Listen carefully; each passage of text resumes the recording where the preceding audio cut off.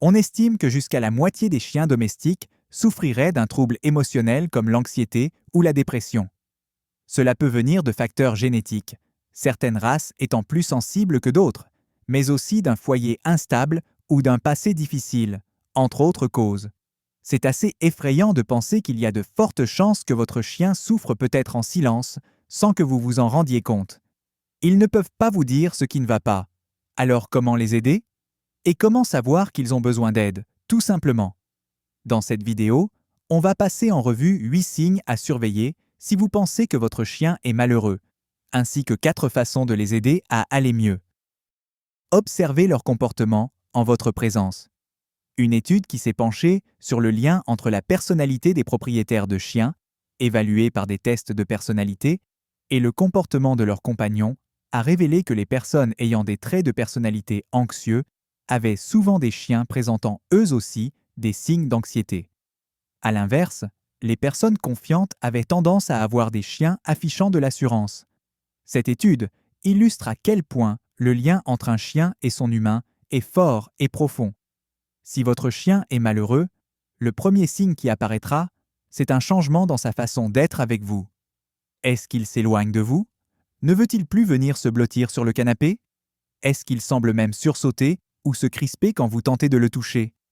Ces comportements peuvent non seulement signaler un mal-être émotionnel, mais aussi indiquer que l'anxiété au moment du contact physique est liée à une douleur ou un problème de santé. Si vous constatez que votre chien s'isole ou refuse les caresses, la première chose à faire est de consulter un vétérinaire. Observez où ils dorment.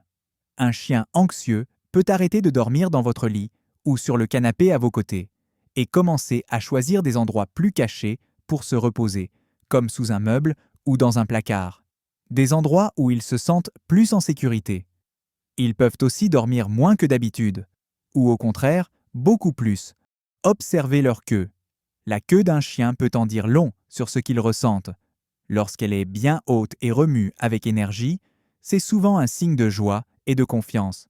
En revanche, une queue basse, surtout si elle est rentrée entre les pattes, indique de la peur, de l'anxiété ou de la soumission.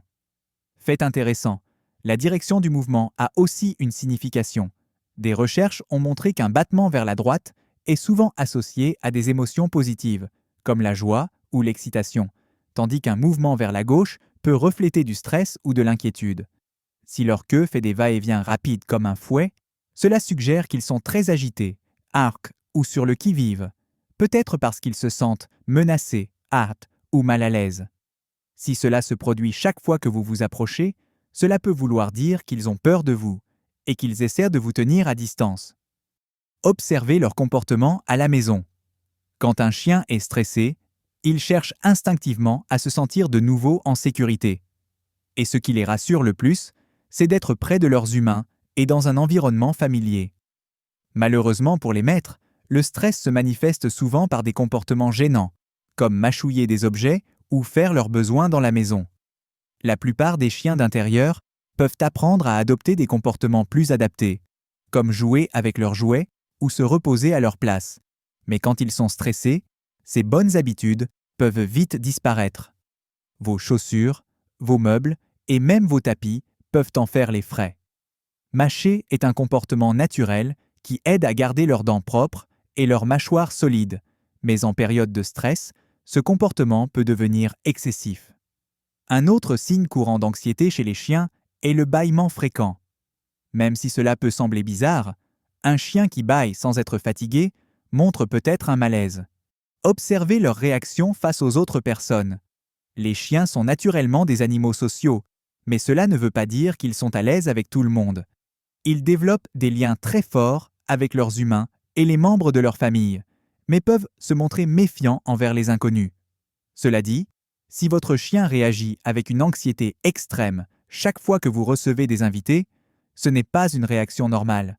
S'il se cache, refuse de manger ou montre d'autres signes de détresse quand il y a du monde à la maison, c'est peut-être le signe d'un vrai mal-être. Certains chiens vont aboyer de façon excessive, se recroqueviller ou même grogner. Observez leur façon de manger. Votre chien mange-t-il normalement? Lorsqu'un chien arrête de manger ou de boire, cela peut être un signe de stress intense, tout comme chez les humains. Et si cela dure plus d'1 ou 2 jours, il est important de consulter un vétérinaire rapidement. Les chiens ont environ 1700 papilles gustatives, contre 9000 chez les humains. Leur sens du goût est donc moins développé, mais ils ont quand même leurs préférences et peuvent devenir difficiles, surtout en période de stress. Observez leur façon de jouer. Comme les humains dépressifs, un chien en dépression peut perdre l'intérêt pour ses activités favorites et devenir mou ou apathique. Bien sûr, c'est normal qu'un chien ralentisse un peu en grandissant, entre l'âge chiot, adulte, puis senior, mais si un chien très joueur cesse soudainement de s'amuser, cela peut être un signe de mal-être. Lorsqu'ils jouent, les chiens libèrent des endorphines, aussi appelées hormones du bonheur. C'est pour cela que les moments de jeu sont si importants pour leur bien-être mental. Les chiens débordent généralement d'énergie et adorent courir, tirer sur une corde ou aller chercher la balle. Si votre chien avait l'habitude de s'enthousiasmer pour ces activités, mais qu'il préfère maintenant rester couché et dormir plus que d'habitude, c'est un changement à ne pas ignorer. Comment aider votre chien à se sentir mieux? Consultez un vétérinaire. C'est toujours par là qu'il faut commencer si vous remarquez un changement dans le comportement de votre chien. Le vétérinaire pourra vérifier que le problème ne vient pas d'une blessure ou d'une maladie non diagnostiquée.